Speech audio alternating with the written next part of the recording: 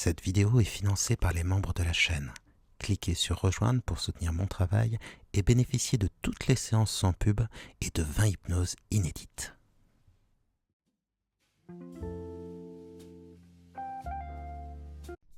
Bienvenue dans l'Odyssée de nos vies, un podcast de Benjamin Lubzinski. J'ai 45 minutes, montre en main, pour comprendre les combats d'une existence que je découvre en même temps que vous. Chaque vie est une odyssée, car si on écoute quelqu'un bien, vraiment bien, on découvre toujours un héros. Pour faire briller cette émission, vous pouvez lui accrocher de belles étoiles sur les applications de podcast. Mais les likes, les partages et les commentaires, c'est aussi pas mal. Et puis surtout, n'oubliez pas de vous abonner. Ce qui est formidable, quand on a la chance, comme moi, d'avoir écrit quelques livres, c'est qu'on a la possibilité de faire des signatures. Et pendant ces signatures, on rencontre vraiment les lecteurs. Alors, quand on est youtubeur, on a aussi la chance d'avoir les commentaires, des échanges, on a des contacts avec la communauté, mais ces rencontres en direct sont des moments qui sont vraiment très très précieux, touchants et sensibles. Et il ne faut pas croire que c'est le cas uniquement pour les gens qui y assistent, c'est aussi le cas pour l'auteur. Et j'ai eu le plaisir de faire une signature à la Fnac de Lyon et de rencontrer Maxime. On a un tout petit peu échangé sur Instagram. J'ai su 2 ou 3 petites choses de sa vie, mais vraiment pas grand-chose. Et je me suis dit, il y a une vie intéressante, il y a un personnage, il y a un individu, il y a quelqu'un à découvrir. Et il me fait aussi découvrir sa compagne Marie. Donc ce soir, ça va être l'occasion, en 45 minutes, d'apprendre à les connaître. Il y aura forcément des choses intéressantes. On va parler de formation à l'hypnose. Comment fait-on pour apprendre à faire de l'hypnose quand on n'en a jamais fait ? On va parler de la situation des aidants, c'est-à-dire quand on a quelqu'un à l'hôpital, comment tenir le coup. Et on va parler aussi de maladies mystérieuses, avec plein de symptômes différents, et sur lesquels on n'arrive pas à donner de nom, et qui bien trop souvent ensuite sont simplement mises sur le dos du stress. C'est peut-être le cas, mais c'est aussi peut-être parfois un diagnostic qui est un tout petit peu trop facile. On en parlera ensemble. Et on parlera des thérapies qui aident, qui font du bien. Et pour une fois, pas de la bouche d'un psy comme moi, mais vraiment de la part de la bouche des patients. C'est celle qu'il faut écouter en premier. Bonsoir Maxime et Marie. Bonsoir, bonsoir. Alors, je vais commencer par une toute petite question vraiment simple. Quel âge avez-vous et qu'est-ce qui est important de votre vie à l'heure actuelle ? Alors, honneur à Marie. Du coup, moi, j'ai 27 ans, tout juste. Et ce qui est important dans ma vie, aujourd'hui en tout cas, c'est mon bien-être, celui de mon chéri et celui de mon chat. Et celui de mes amis, bien sûr, mais ma famille. Bon, je peux tout à fait comprendre pour les chats. Quand on a un chat, on en devient vite gaga C'est et terrible. ça devient un membre à part entière de la famille. Ceux qui prétendent le contraire sont des menteurs. Ouais. Mais donc, c'est bien. Et vous, Maxime, quel âge avez-vous et qu'est-ce qui est important actuellement dans votre vie ? Maintenant, vous êtes obligé de dire votre chéri et votre chat. Mais Oui, après, bah là, libre, vous êtes libre de c'est dire la ça, vérité. je suis catalogué maintenant. Tu n'es pas obligé. Alors moi, j'ai 33 ans. Et qu'est-ce qui est important dans ma vie? Le développement et la sérénité. Je Et les 2 vont de pair pour moi. Yes. Et ma chérie et mon chat, bien évidemment, et ma famille et mes amis. J'ai compris qu'ils Ça, répètent. ça allait sans dire, mais il est obligatoire de le redire. Maxime, est-ce que ça a toujours été le cas, cette recherche de bien-être, de développement personnel, ou vous avez été obligé de vous y mettre par la force des choses? Je crois que j'ai toujours eu un attrait quand même pour, ce besoin de développement personnel au sens, 1er du terme. C'est vraiment d'arriver à se développer profondément. Heu, Après, il y a des événements qui m'ont poussé à accélérer un peu le processus. des pertes de proches, quand j'étais encore jeune, des choses qui font qu'on essaye de comprendre un petit peu plus vite comment certaines choses fonctionnent et comment nous, on fonctionne dans le rapport, à soi-même, le rapport à par exemple, le rapport à la mort, qui est un sujet que j'ai abordé moi très, très jeune, adolescent et ça pousse à se développer et à comprendre des mécanismes, comment les améliorer. Vous en avez tiré quelque chose de ces deuils ou simplement cette recherche de développement personnel, le travail que vous avez fait ensuite, sur vous-même, ça a aidé simplement à panser les plaies? Est-ce que ça vous a poussé à avoir envie de vivre plus vite, de vivre davantage, de ne pas refaire peut-être les mêmes erreurs ou ce que vous perceviez comme des erreurs chez les personnes qui vous ont quitté? Est-ce que ça, c'est jamais drôle, mais est-ce que ça a aidé à votre transformation? Oui. Ah oui, ça clairement, oui, oui, je pense que ça alors il y a un peu de cette part-là effectivement de bon, beh, ils ont fonctionné comme ça, petite part d'orgueil un peu mal placé même de dire: «Bah, je fonctionnerai pas de la même manière». Heu, Non, c'est très utile, vous savez, ça permet à chaque génération de faire les erreurs exactement inverses de la précédente. exactement. Donc c'est très bien, comme ça vos enfants feront les mêmes erreurs que vos parents et puis après on espère que la génération suivante fera le contraire. Juste pour parler un tout petit peu de vos métiers parce qu'ils sont quand même, très, très cool. Donc Marie, vous êtes voix off. Donc vous pouvez avoir une voix délicieuse, suave ou au contraire parler doctement dans un documentaire, de la vie du lion, de la lionne et des petits lionceaux. Tout à fait. Et vous ne faites pas que ça dans votre vie, vous êtes également mannequin.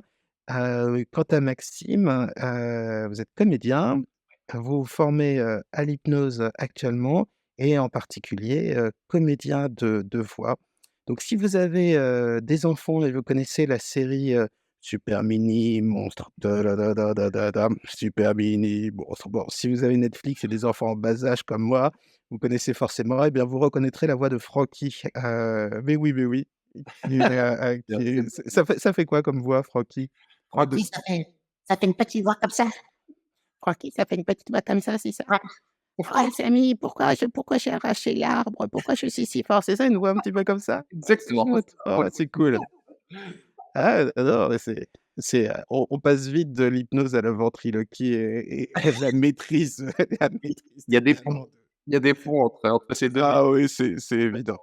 Bon, allez, maintenant qu'on a fait, tout en légèreté, un petit tour de vos vies, je voudrais qu'on commence par ce qui est arrivé à Marie, l'année dernière. On ne le souhaite à personne.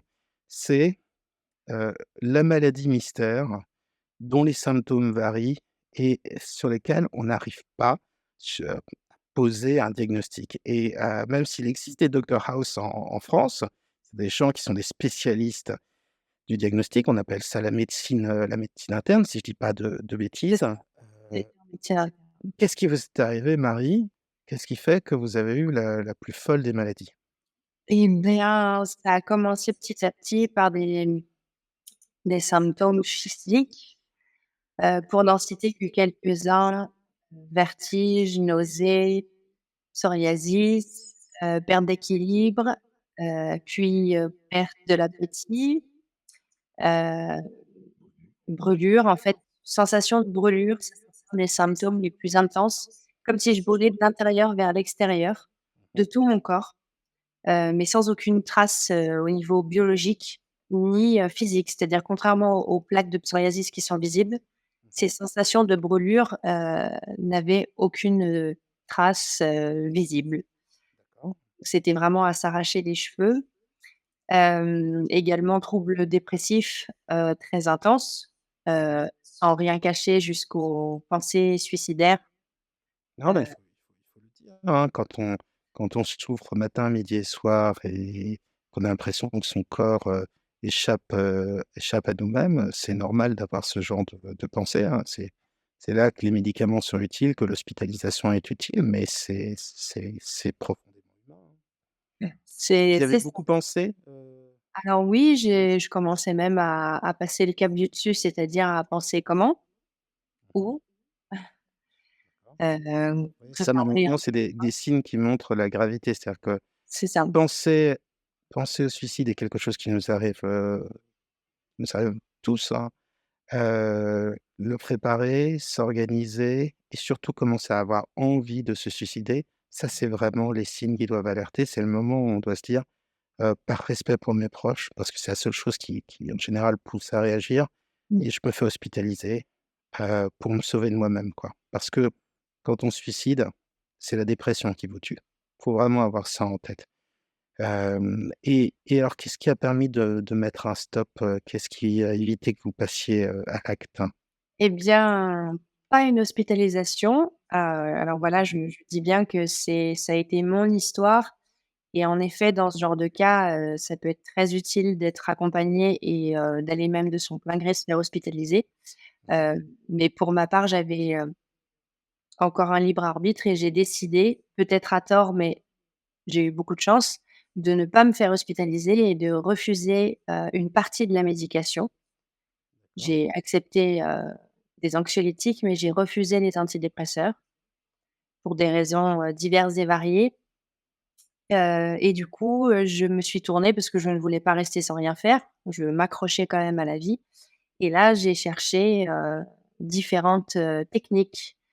Médecine, je n'aime pas dire médecine douce, ce sont juste des médecines, venant, d'autres cultures, d'autres Mais pays. avant de parler ça, Marie, avant de parler on peut parler peut-être de médecine complémentaire? C'est un mot Oui, c'est plus juste, oui, tout qui à qui est fait. qui est plaisant, pour tous, quand on dit Exactement, alternatif, c'est un peu péjoratif, tout à fait. il faut pas non plus, considérer que c'est des médecines aussi sûres que la médecine, classique, ça peut loin s'en faut, mais, hem, est-ce que ça avait quand même, évolué? Est-ce qu'on commençait à avoir des idées? Est-ce qu'il y avait des traitements qui commençaient à marcher? Alors les anxiolytiques, ça devait vous éviter de trop souffrir.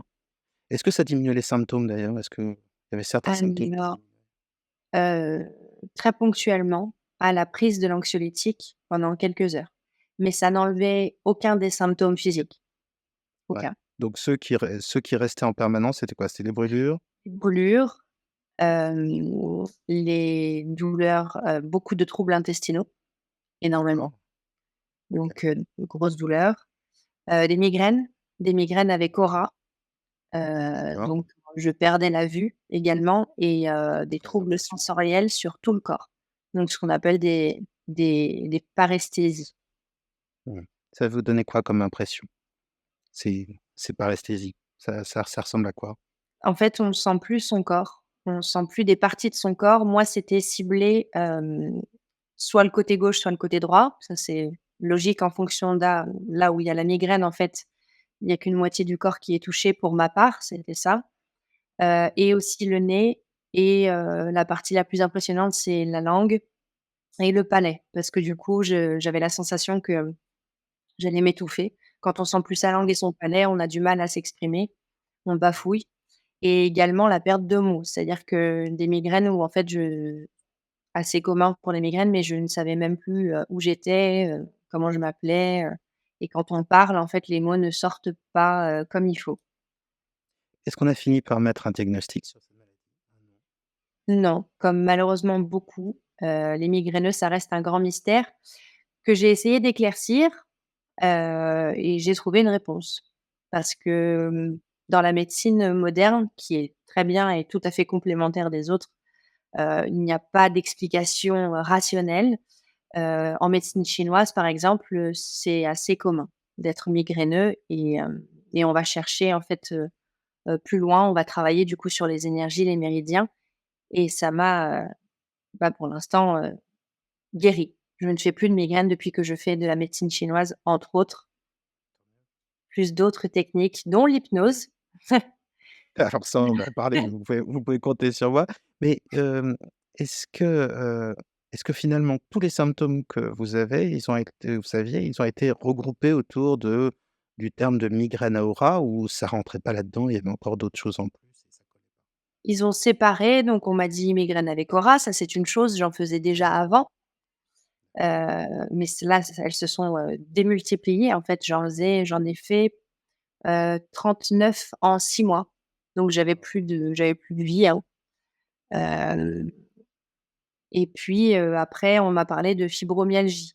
vu les douleurs que j'avais un peu partout sur le corps, on m'a parlé de troubles neurologiques fonctionnels aussi. Voilà, donc Sans qu'il y ait des preuves sur une radio ou non, c'est souvent des diagnostics qu'on pose parce qu'on n'arrive pas à avoir un autre diagnostic clair et c'est ça, bon, bah, si c'est pas ça, si c'est pas ça, si c'est pas ça, il reste que ça à la fin. c'est ça, il n'y a pas de traces Hem, biologiques. Trace biologique et qu'est-ce que vous avez fait alors dans la médecine chinoise? Vous avez fait de l'acupuncture, de l'acupression, des Alors alors j'en fais toujours. ouais, toujours? C'est Ça quoi les c'est approches que vous avez essayées? alors, en médecine chinoise, du coup, je fais beaucoup d'acupuncture, de ventouse et également, des cures de plantes chinoises qui sont vraiment spécifiques à la culture chinoise. Et à côté de ça, j'ai pratiqué, la kinésiologie également, le MDR. Je suis également allée voir des guérisseurs philippins. Oh, ça fait bruit. Alors ça, guérisseur philippa, Ça fait loin, surtout. autant non, c'est pas ça, autant j'ai de la les en tout cas, il y a certainement, de différents types de guérisseurs philippins, mais à une époque, Oui, ils faut faisaient faire une très arnaque très attention. célèbre, Tout à fait. sur les personnes qui avaient des cancers. Ils prétendaient à main nue pouvoir rentrer dans vos entrailles, extraire la tumeur et vous en débarrasser. En fait, c'était un tour de prestidigitateur. Ils avaient dans leurs mains une petite, vessie avec, du sang, ils perçaient cette vessie, ils appuyaient très fortement sur le ventre, donc on avait l'impression que ça rentrait dans le ventre et ils avaient un seau à côté avec, bah, des abats d'animaux, des tripes ou des choses comme ça. Désolé, c'est pas très ragoûtant et comme ça, ils faisaient un spectacle extraordinaire, mais le fait est qu'à une époque, c'était surtout dans les années 80. Il y a beaucoup de gens qui étaient, désespérés par leur cancer, qui ont fait le voyage jusqu'aux Philippines et qui se sont fait, voler et dont l'espoir a été trahi. Donc, le ouais, autant la médecine chinoise, millénaire, bien encadrée, ça on trouve aussi des médecins d'ailleurs, hein, Oui. des médecins, qui sont aussi formés à la médecine chinoise et qui trouvent ça intéressant. Ça si on vous a arraché les entrailles, je vois enfin, Non, on m'a pas fait ça, du coup, je suis restée sur les guérisseurs philippins, assez, pour ceux qui aiment tout ce qui est cartésien, enfin, c'est pas très cartésien, tu me diras, mais C'est pas heu, la méthode la plus c'est pas la méthode cartésienne. la plus non, cartésienne. vous n'avez pas choisi les On va méthodes dire les plus cartésiennes, en fait. on va dire, un guérisseur philippin, c'est quelqu'un qui, en fait, travaille avec l'énergétique. Donc ça rejoint aussi quand même, la médecine chinoise. Mais voilà, mais après pour parler d'une méthode plus cartésienne que j'ai fait sur le long cours, c'est le neurofeedback qui Ouais, va ça, c'est peut-être très plus vous très parler. intéressant. Juste avant que vous me disiez tout ça, heu, qu'est-ce qui qu'est-ce qui a été, qu'est-ce qui vous a fait vraiment du bien? Honnêtement, parce que j'ai fait du magnétisme aussi. Ce qui m'a le Vous plus savez, aidé hein, mais les magnétiseurs, à une époque, au 19e siècle, magnétiseur, hypnotiseur, on voyait pas trop la différence, hein.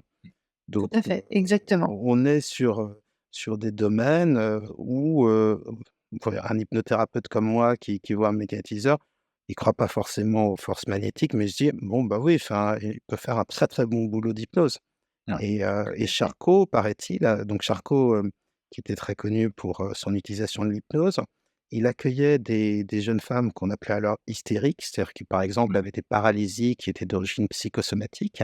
Mmh. Ça peut être aussi la perte de la vue, la perte de l'odorat et qui retrouvaient sous hypnose, leur sens, leur mobilité et c'était en général des magnétiseurs qui mettaient en transe au départ les sujets qui étaient présentés à Charcot en faisant des passes magnétiques comme ça un peu partout sur le corps. Donc vous voyez, au 19e siècle, les magnétiseurs et les médecins fricotaient ensemble. Maintenant, c'est plus le cas, mais C'est bien dommage. et on a bien séparé. C'est bien dommage. Il Ça faudrait revenir à non, ça. je pense que ah non, je pense que c'est bien que chacun ait sa spécialité. Je pense que c'est bien qu'il y ait, je sais pas si vous êtes d'accord avec moi, mais une médecine qui soit peut-être un peu étroite d'esprit, mais fondée sur la science et qui apporte une sécurité pour les problèmes graves, un recours auquel on peut se fier et où tout a été, mesuré et vérifié. Elle n'est pas sans défaut, elle évolue également et puis, c'est bien que cette même médecine s'intéresse, à d'autres approches et puis qu'elle puisse considérer que, en parallèle, ça peut faire du bien aux patients, mais ça devient de plus en plus, souvent le cas et des hôpitaux qui, accueillent des boutonneux, alors je sais pas toujours le nom de c'est des lécheurs de mange-feu, lécheurs de flammes, oh je sais plus c'est des bouteux qui sont censés enlever les brûlures. J'ai eu la chance de rencontrer un chaman tibétain, où on fait des rencontres assez incroyables de temps en temps, qui a été invité dans un centre antidouleur, à l'hôpital et donc bah, il a pratiqué, ces rituels. Ça a aidé les patients, mais et c'est bien qu'il y ait une ligne claire. Il y a la médecine qui est une sécurité qui pour vous a été décevante, je le comprends sur votre pathologie et puis après tout ce qu'on peut faire, en plus à côté, du moment que c'est pas cher, que ça fait du bien et qu'on voit les progrès, tant mieux, hein. Ça a toujours existé. Oh, il y a quelqu'un C'est qui vient de me dire coupeur de feu ou barreur de feu. Ah coupeur de feu, c'est ça, Oui. exactement. voilà. Et je crois qu'on dit aussi barreur de feu. Ça doit être le terme normand. Ah oui, c'est pas possible. C'est fermer la porte, donc ça me semble bon, je vais vous croire sur parole. Donc pardon, qu'est-ce qui a fait vraiment de l'effet? Qu'est-ce qui vous a fait du bien, Marie? Le plus notable pour moi honnêtement, c'est la combinaison de neurofeedback, EMDR et médecine chinoise. De toutes les techniques que j'ai vues, que j'ai testées. Qui sont, pour le coup, à chaque fois, au moins des disciplines sur lesquelles on peut trouver des gens qui ont vraiment été, formés, de manière, sérieuse. On peut sélectionner, ces intervenants. Le MDR, c'est une technique qui est très simple, qui vise, par des mouvements oculaires, à mettre à distance le passé et notamment les traumatismes. Ça a été testé cliniquement, donc on sait que ça marche. Pour quelles raisons? On ne sait pas exactement, mais on sait que ça a un impact positif sur les patients. Heu, la médecine chinoise, bah, il y a toute une tradition derrière et je ne sais pas à quel point elle a été testée ou pas, j'ai pas la connaissance sur le sujet et le troisième, c'était quoi, pardonnez-moi Marie? Le neurofeedback. Le neurofeedback. Hem, vous l'avez fait comment le neurofeedback? C'est alors en général, le neurofeedback comme le biofeedback, c'est des systèmes où on va travailler sur soi, se relaxer en ayant un retour sur des données physiologiques du corps. Tout Donc à on fait. va voir, par exemple, son cœur qui ralentit ou qui accélère, ou on va voir son activité, l'activité de son cerveau évoluer et l'idée, c'est que par ces échanges entre le travail sur soi et l'observation d'un retour, chiffré et médical, et bien, on arrive souvent à avoir un contrôle sur beaucoup de choses d'une manière plus fine, ne serait-ce que sur le stress. Donc, par exemple, quand vous faites du biofeedback en vous entraînant avec la respiration, le plus souvent, par exemple, vous avez une sorte un truc qui prend, un pulsomètre qui va prendre votre pouls ou, par exemple, ça va prendre aussi ça peut marcher avec des ECG, ça peut marcher enfin, il y a plein de techniques différentes. En général, la progression va être encore plus rapide que la simple pratique de la relaxation et souvent, ça permet d'avoir une maîtrise plus fine de certaines somatisations qui prennent un peu plus de temps sinon, est-ce que ce que j'ai décrit d'une manière théorique correspond à ce que vous avez vécu, Marie? Alors il y a plusieurs techniques de neurofeedback. En l'occurrence, la mienne était, je n'avais pas d'image qui me permettait, voilà d'avoir le visu. C'était sous forme d'électroencéphalogramme avec un retour au casque avec une musique et du coup des sons qui allaient réguler en fait les ondes cérébrales dites, «défaillantes» entre guillemets pour les apaiser. Mais en effet, le praticien, lui, avait le retour sur écran pour voir en effet, l'amélioration et la régulation des différentes zones cérébrales. Oui, mais le son vous donnait des indications de toute façon. Tout à fait, oui, oui, Oui, tout vous à savez fait. que ce soit un indicateur visuel ou le Ou son auditif, ou tout une à fait. ou ça marche de la même manière?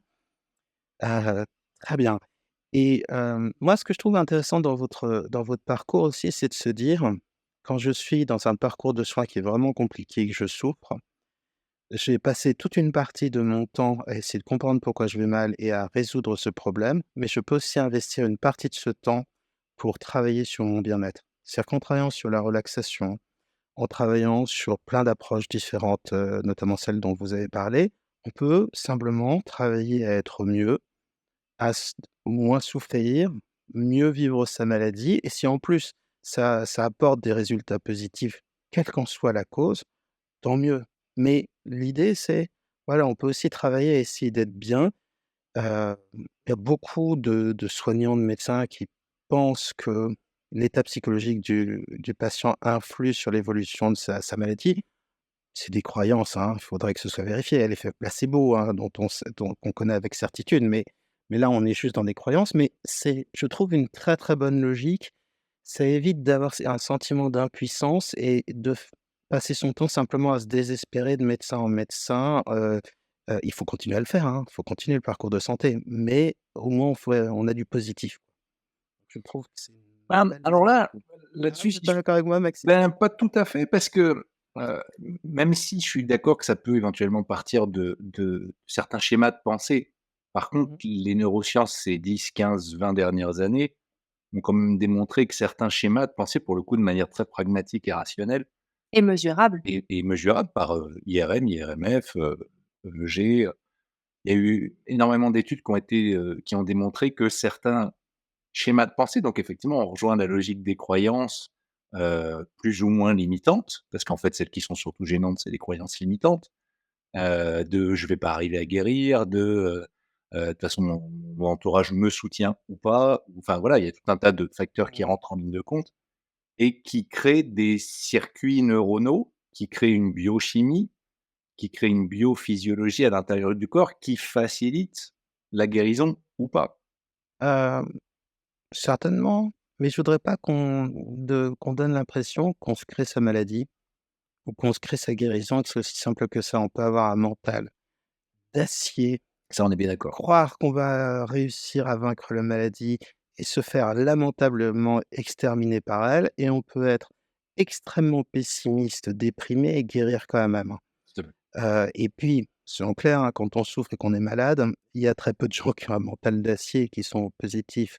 Moi, j'avais entendu un médecin, je ça veut pas dire que ses recherches sont pas intéressantes, mais qui était très embêté par, un discours qu'il y a souvent en oncologie, donc dans le traitement des cancers, c'est l'idée qu'il faut absolument que le patient se batte, qu'il reste positif. Mmh. Ce qu'il disait: «Ça fait peser une responsabilité sur le patient qui est monstrueuse, ça le culpabilise, ça l'épuise, et si, ça ne progresse pas, ça devient sa faute», et donc sur des sujets comme ça, Maxime, même si ce que vous dites est intéressant, j'invite à une extrême prudence, Bien sûr, ah bah, toujours. parce que, hem, parce que se dire qu'on se crée ses maladies et qu'on se crée sa guérison, ça peut être des pensées qui peuvent être un peu dangereuses. Je suis désolé de Alors c'est pas tout à fait ce que j'ai dit, hein. non, non, non, non, non, je sais bien. C'est Là, vous avez été plus mesuré, vous avez été plus précis et technique. Déso Ouais, je vous avais dit, hein, que si j'étais pas d'accord, mais c'est ça qui est intéressant. je vous le dirais franchement. Non, non, c'est simplement que, je trouve que c'est un point qui est très sensible, Mmh. et Sur la santé est un avant domaine sensible. avant j'ai pas les compétences pour vous répondre sur ce point-là, et je trouve que ça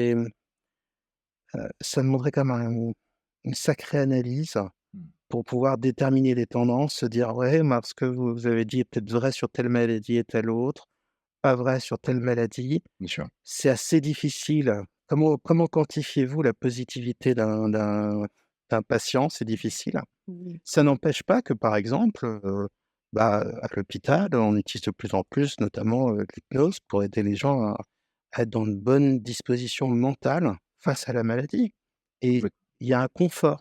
Il y a un confort, mais par exemple, il y a pas d'études prouvant l'efficacité de l'hypnose, même pour le niveau de vie d'un patient. Pour des sujets aussi importants, je trouve que ça demande beaucoup, beaucoup d'études. Bon, mais Ouais. Ouais, ouais, tout moi, maintenant, non, mais j'aimerais un peu parler complètement, de Maxime après cet affrontement, à main nue, terriblement viril, déchirement. argument contre argument. Vous arriviez, vous pensiez que vous alliez faire une petite interview tranquille et vous retrouvez face à un psy, combatif, dans le ring. Bah, quand on parle de maladie, on pense aux malades, mais on pense rarement, aux accompagnants. Mmh.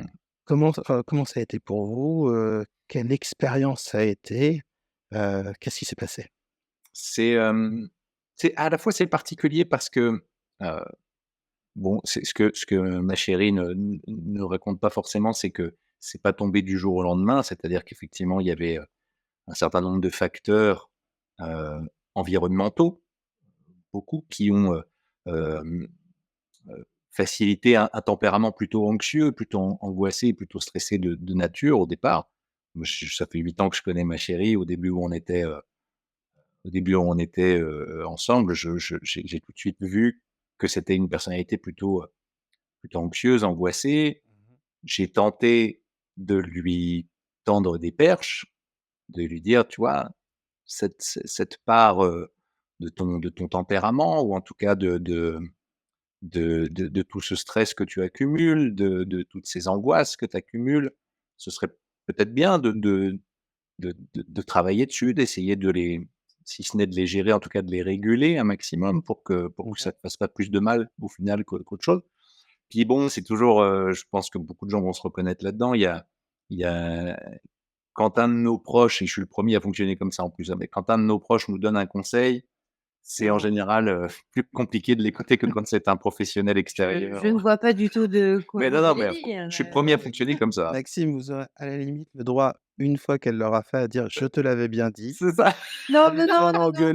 d'engueuler parce que c'était déplacé et que vous étiez pas à sa place, mais ça marche dans les 2 sens, hein, c'est Oui, pas oui, tout à fait. hein, mais vous ne bon, on est souvent les c'est d'ailleurs c'est un truc qui est embêtant, c'est que souvent en amour, on se sent responsable du bonheur de l'autre, Ouais, de ses choix de vie. L'autre nous tient parfois responsable de son bonheur et de ses choix de vie, alors que la réalité de notre capacité d'action, elle est très faible et parfois parfaitement contre-productive. Par exemple, dans une famille, plus il y a de personnes qui vont dire, à un tel: «Bah, arrête de fumer», cette personne va continuer à complètement. fumer. Hors de question d'arrêter, vous allez pas le forcer à arrêter et donc on est souvent les moins bons psys de ses proches, c'est des gens on peut C'est soutenir, presque, franchement. contre-productif.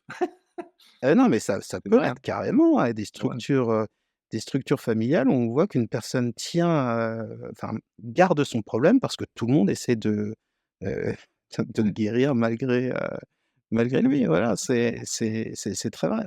Bah, faut y faire attention, hein, de toute façon, dans les rapports qu'on a avec les gens, si plus vous dites quelque chose, plus la personne fait l'inverse, bah, fermez-la, hein. Ouais. Oui, puis C'est c'est pas c'est facile, hein. aussi, non, Mmh. ouais, oui, c'est pas facile quand on tient à la personne, c'est pas facile et puis après, il y a une autre notion qu'on retrouve beaucoup, dans différentes pratiques, c'est faut savoir être à sa place dans le sens où, ma place de compagnon, de chéri, n'est pas une place de thérapeute ou de coach ou d'hypnotiseur ou de peu importe. Enfin, je suis son chéri avant d'être quoi que ce soit d'autre. Donc, mais bon, c'est vrai que voilà, pendant plusieurs années, il y avait quand même je me faisais du souci, donc j'essayais de l'orienter vers certaines pratiques et cetera. Mais le fait est que, bon, bah, voilà, il y a un temps pour tout et et et surtout pendant des années, j'ai été dans l'appréhension de, heu, quand est-ce que son corps va lâcher avec autant d'angoisse et de stress et d'anxiété accumulée? Je me suis dit: «Est-ce qu'il y a pas un moment où son corps va lâcher?» Est-ce que et vous doutiez qu'elle pensait au pire? Qu'elle pense au suicide? oui, Oui. oui, totalement.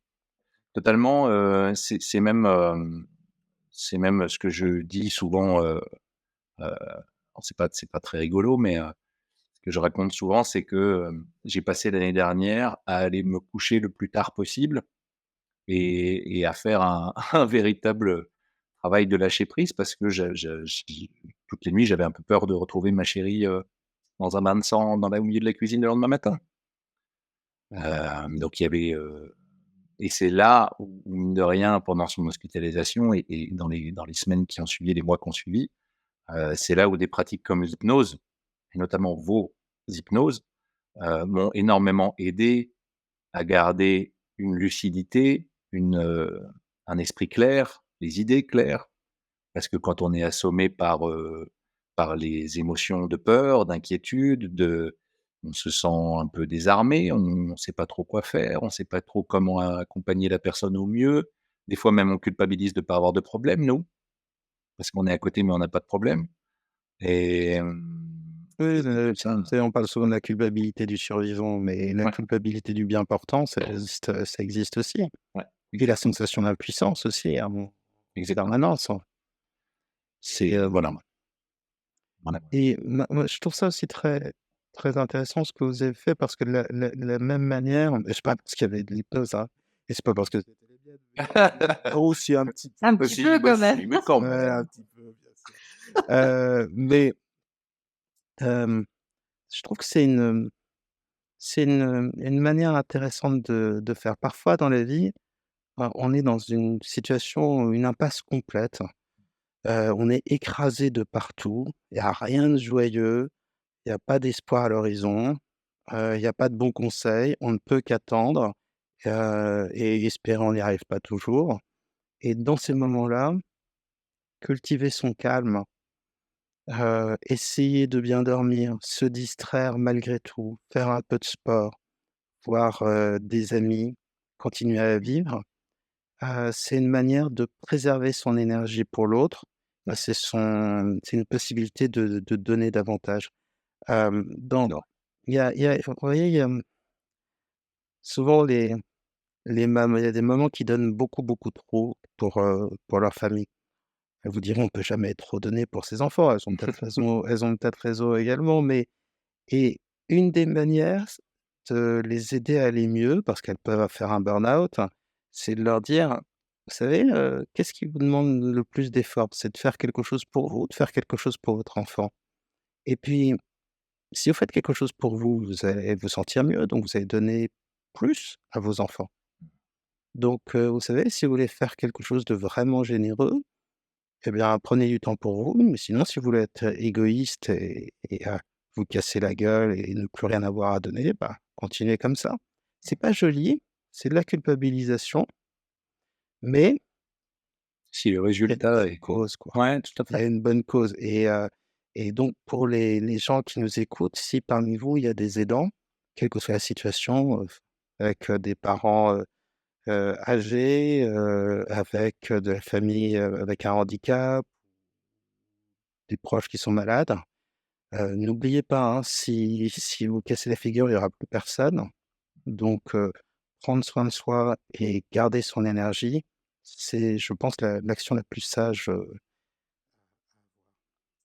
Bah, c'est le fameux, parallèle, qu'on entend souvent, mais qui est dans les avions, dans les consignes qu'on nous donne, c'est, mettez le masque à vous avant de le mettre aux autres. Parce que sinon, bah, c'est un peu je trouve que c'est un peu le même parallèle. C'est-à-dire que si nous, on est en incapacité de gérer notre propre survie, c'est juste impossible d'aider qui que ce soit. et vous avez réussi à faire ça? À continuer à avoir des amis, continuer à avoir des activités, Ouais, je crois. Je crois. Alors, il y a eu, peut-être une prise de recul et je m'en excuse encore auprès de nos proches s'ils l'ont perçu, mais en tout cas, c'est vrai que, hem, heu, si j'ai continué le travail était quelque chose qui me faisait beaucoup de bien parce que, bah, ça me permettait de rencontrer d'autres gens, de parler d'autres sujets. Donc je les gens étaient un peu surpris à un moment donné, ils me disaient: «Ah bon, mais Marie va pas bien?» mais on s'en doutait pas. Bah oui, parce que moi, c'était aussi une manière de ouais, d'avoir, de rentrer dans une autre sphère de ma vie et ça me permettait de me libérer le mental pour revenir d'autant plus, lucide et d'autant plus clair, mentalement notamment et émotionnellement aussi. de quelle manière? Est-ce que ça vous a que vous avez eu des révélations sur votre vie? Alors Est-ce que vous oui, avez compris des choses sur vous, face à l'adversité?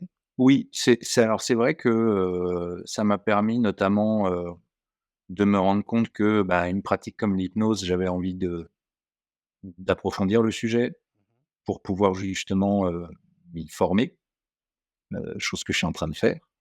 Heu, Intéressant. merci, on en a discuté d'ailleurs un petit peu, Oui, je sais, mais je le redis en public, c'est vrai que, justement parce que bah, de toute façon c'est le syndrome du thérapeute, mais une chose qui m'a aidé moi, j'ai envie de pouvoir le partager avec, Avec tout le monde. avec tout le monde exactement, en tout cas avec les gens qui en ont besoin potentiellement. ça fait beaucoup de bons thérapeutes ça.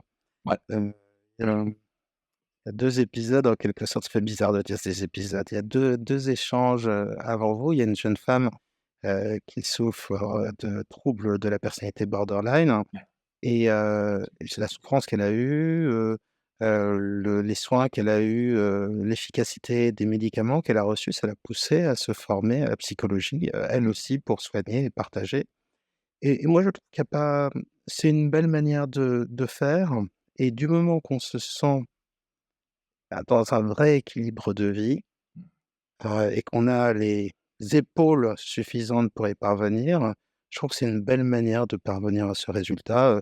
Milton Erickson qui a révolutionné l'hypnose, par exemple, lui, c'est vraiment l'exemple typique d'un type qui a eu, la polio, il était Ouais. dyslexique, il avait aussi, un trouble de la perception du rythme. Donc par rapport à la polio et à la dyslexie, on s'en Ouais. fiche un peu, mais il avait ça, il avait des Bien sûr. graves allergies. L'hypnose l'a aidé à affronter une partie de ses difficultés et très clairement, c'est ce qui a créé sa vocation de médecin et aussi sa vocation d'inventeur. Parce que comme vous ne trouvez pas une aide suffisamment efficace et comme dans ses études, en psychiatrie, eh bien, on lui apprenait pas assez de choses, il a tout refait à sa sauce. Donc il y a comme ça des des médecins patients, des patients qui deviennent médecins et qui deviennent en quelque sorte inventeurs dans leur pratique. C'est Je vrai, trouve que c'est des beaux parcours. c'est vrai. Qu'est-ce que ça de quelle manière ça agit sur vous, Marie, l'hypnose? Quel est votre, vécu de l'hypnose? Ça a commencé à l'hôpital quand vous parliez justement qu'il y avait plusieurs pratiques maintenant qui étaient, directement, complémentaires avec la médecine, moderne, on va dire. Donc j'ai appris l'auto-hypnose directement à l'hôpital. Ça a Super. commencé comme ça. Parce que l'auto-hypnose, c'est une très belle manière de se relaxer, mais aussi surtout de diminuer sa douleur. Cette douleur, c'est ça, c'était au centre antidouleur. Ouais, c'est vraiment très, très efficace. Il y a plein d'autres approches, qui existent, que l'on peut faire en plus et il faut savoir que dès qu'on travaille sur la douleur, plus on combine les approches et plus elles se potentialisent. Donc, Mmh. médicament plus hypnose, c'est plus efficace que médicament tout seul ou hypnose tout seul. Ça a un effet, très, très positif et donc c'est vrai que maintenant dans la plupart des centres antidouleurs, il y a l'hypnose, il y a les électrostimulateurs, il y a la cryothérapie, il y a J'ai eu il y a aussi, oui, et le reiki aussi à l'hôpital. c'est super parce que le reiki, c'est pas vraiment l'approche la plus scientifique et comme Mmh. quoi l'hôpital s'ouvre, hein. C'est vrai. Et C'est ça vous ça. a fait du bien le reiki, par exemple? Oui, oui, oui. Ouais.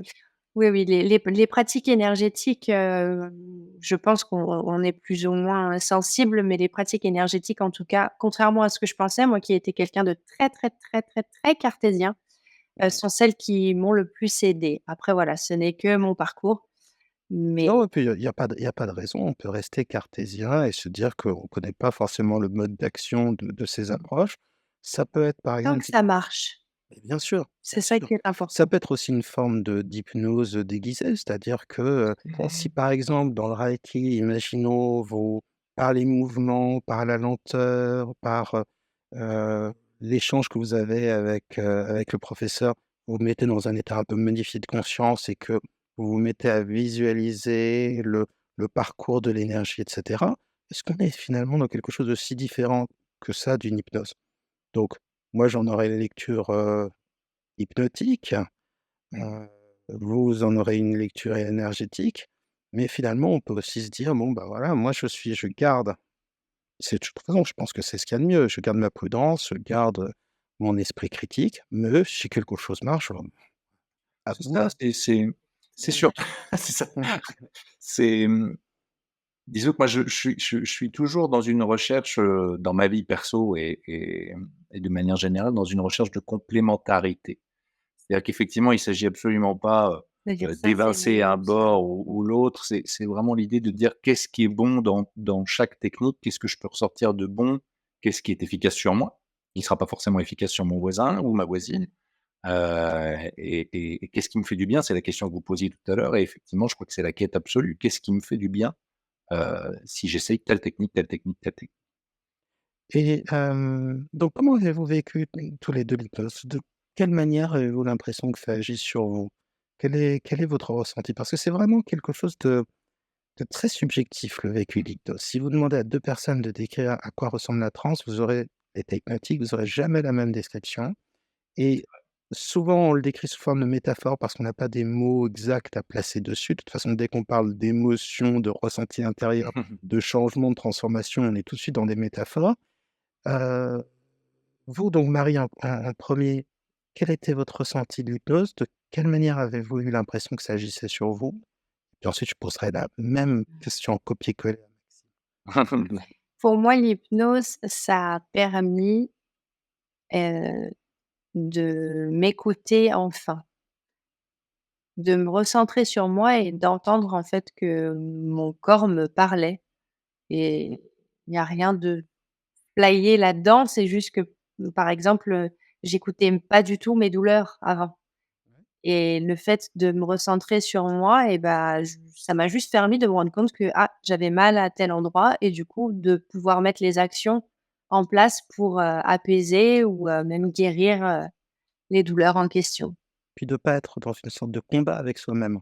C'est ça, Si on ne s'écoute pas et si on en veut à son corps, on accumule une sorte de colère et on démultiplie la douleur. c'est ça. Donc tout ce qui remet dans le corps et qui met dans une sorte d'acceptation, ils vont apprendre et quelle que soit encore une fois la métaphore qu'on met derrière, hein, que ce soit le corps qui parle, l'inconscient qui parle, hein, ou simplement les émotions, c'est comprendre que notre pensée rationnelle, nos pensées là qu'on formule à l'instant T, c'est que l'écume de la mer et que le reste, les émotions, le ressenti, le corps, il existe et que pour en déchiffrer les mouvements souterrains, bah, il faut écouter, les émotions, le corps et par exemple avec l'hypnose, on a une sorte de voie d'accès à ce qui est plus souterrain, qui est assez évident. Et c'est vrai que le corps, par exemple, peut, vous faire mal pour vous dire qu'il y a quelque chose qui ne va pas en général, c'est ce qu'il fait, hein. C'est peut-être quelque chose qui ne va pas. Ça Qu'il y ait un problème de santé physiologique ou, un pépin dans la vie, il le manifeste et puis si vous l'écoutez pas, il peut avoir envie de cogner plus fort. C'est méchant, c'est pas sympa non plus, mais c'est pas méchant, et c'est vrai que parfois, bah, écouter, ça permet de ça permet de passer à autre chose. Donc vraiment une sorte d'autre rapport avec vous-même et peut-être l'impression donc j'imagine d'être plus en phase aussi avec vos besoins, vos envies, votre rythme, votre personnalité spontanée aussi, peut-être plus spontanée, j'imagine aussi, si oui, vous avez davantage suivi. oui, oui.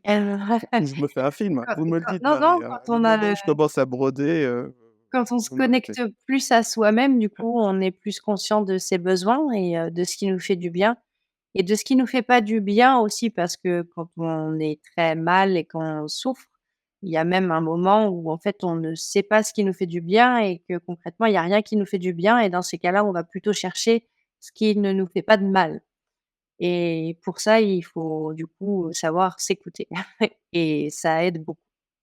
Super. Et vous Maxime, de quelle manière ça agit sur vous l'hypnose?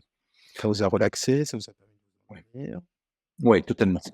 Il y a vraiment une forme de lâcher prise. Après,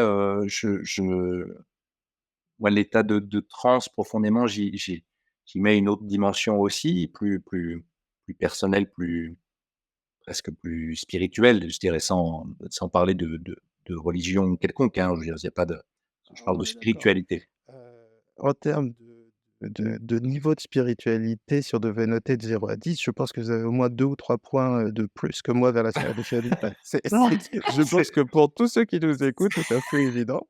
c'est pas ce que je Heu, voulais dire en tout cas. C'est ah non, mais je ne le prends pas mal. Ça bon, là où je suis me va très bien et je suis ravi pour vous que vous soyez là où vous êtes, mais c'est vrai que, ouais, l'appétence pour la spiritualité, varie énormément, ouais. d'une personne à une autre et essayer de définir ce que c'est que la spiritualité.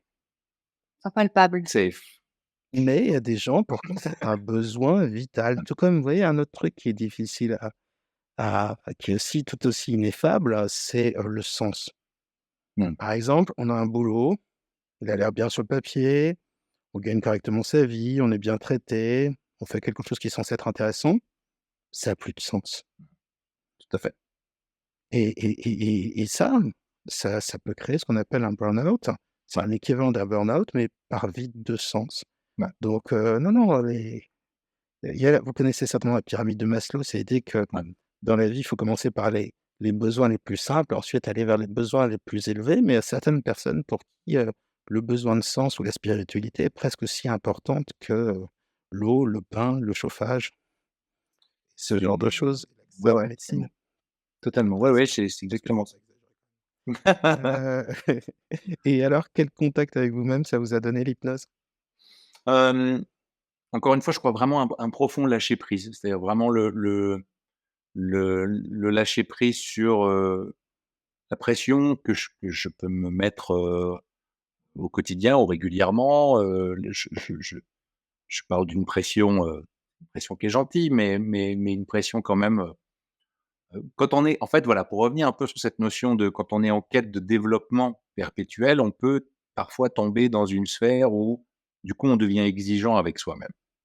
C'est-à-dire que cette volonté de se développer en permanence sur à peu près tous les domaines de notre vie fait que, du coup, on développe presque un radar à imperfection. C'est-à-dire: «Ah, là, sur tel domaine, la santé, je suis pas au top. Ah, là, sur tel domaine, la santé mentale, émotionnelle, je suis pas au top. Ah, là, sur tel domaine, mon organisation quotidienne et cetera, ah, je suis pas au top» et au final, on en On peut se rendre malheureux à vouloir être heureux et on peut exactement, être addict même au bien-être, hein. ouais.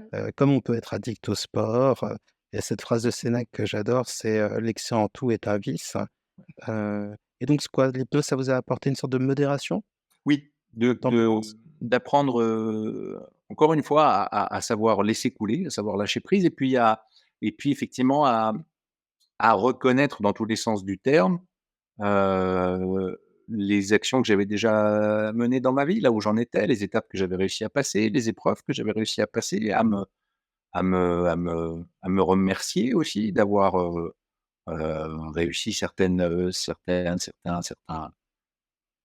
événements dans ma vie. Enfin voilà, il y a c'est pour ça que je dis qu'il y a aussi une part plus spirituelle, c'est qu'il y a quelque chose de très intérieur, dans le fait de dire: «OK, tu es peut-être pas au top, très loin de là, mais good job quand même». Voilà, On peut s'accorder du temps, on peut s'accorder plusieurs réincarnations si on croit à ça, par exemple. c'est pas illégal non plus. Merci, beaucoup Maxime Merci à vous, et avec grand Marie pour plaisir. Avec cet échange. plaisir. Merci beaucoup, merci à vous. Je mettrai vos Insta, tout ce qu'il faut pour pouvoir, continuer, l'échange avec vous. Je suis très fier de nous parce qu'on a parlé en bonne intelligence de sujets, sensibles, en en tapant du poing sur la table, en disant ce qu'on pensait, mais tout en gardant le sourire et tout en n'étant pas dans la polarisation. Ça fait du bien quand même de pouvoir avoir un vrai débat, un vrai échange, sans que, il y ait, les pro Reiki, les anti-Reiki, les pro médecines complémentaires, les anti-médecines complémentaires. C'était très, très, très La vie est trop courte pour être méchant. ah, je suis assez d'accord, mais c'est ceux qui devraient l'apprendre qui l'oublient le plus. Heu, ça, il y a un dicton, j'ai pas envie de finir par ça, mais connard un jour, connard toujours, qui est malheureusement c'est peut-être la 4e grande loi de la thermodynamique, je ne sais pas, mais en tout cas, c'est hélas très, très vrai. On change tout chez quelqu'un sauf la morale, retenez-le parce que si vous espérez que quelqu'un change moralement, eh ben, vous pouvez continuer à espérer malheureusement. Mmh. Je reviens sur vous Maxime et Marie, encore merci, merci d'avoir partagé avec autant de générosité, Plaisir, votre merci à vous. parcours. Je vous souhaite, le meilleur. Marie, j'ai l'impression que ça va vers une paix avec votre corps, une paix avec votre esprit et vous m'avez l'air assez rayonnante et ça s'entend, quand vous parlez. Maxime, je vous souhaite de continuer à être heureux sur votre chemin et à continuer à y aller à votre rythme Merci beaucoup. et je vous souhaite plein de bonnes choses pour l'hypnose. Sachez simplement que c'est au moins une discipline dans laquelle on peut être créatif toute sa vie. Ouais. S'amuser toute sa vie, trouver du sens toute sa vie. Vous ferez certainement plein d'autres choses, mais au moins c'est déjà une première discipline qui n'est pas épuisable. Donc j'en suis ravi pour vous. Et je vous souhaite le meilleur tous les deux. Et puis maintenant que vous avez eu votre ration de malheur, je vous souhaite, allez, 30, 40, 50, 60 ans. Oh là, au moins, oh, au moins, minimum. Bien sûr. Allez, 80 à 90. Merci encore, même. Merci à vous, Merci merci beaucoup. Benjamin.